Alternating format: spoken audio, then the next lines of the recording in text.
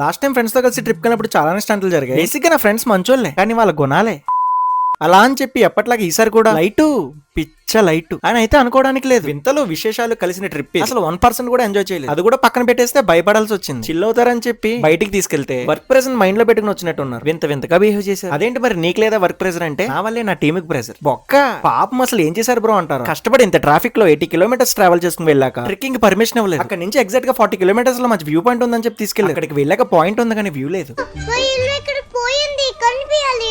Final గా trekking spot కి start అయ్యి ట్రెక్కింగ్ స్టార్ట్ చేసిన ఎగ్జాక్ట్ గా 1.5 అవర్ కి కొండ కింద వదిలేసిన బండితో పాటు తాళం కూడా వదిలేసానని చెప్పాడు మా ఫ్రెండ్. దెబ్బ గుండె ఆగిపోయింది. పైకి వెళ్ళలేము అలా అని చెప్పి కిందకి వెళ్ళలేదు. బండి ఉందా పోయిందా? హైవే మీద నుంచి రమ్మంటే తుప్పల నుంచి వస్తారు. మళ్ళీ ఏమైనా అంటే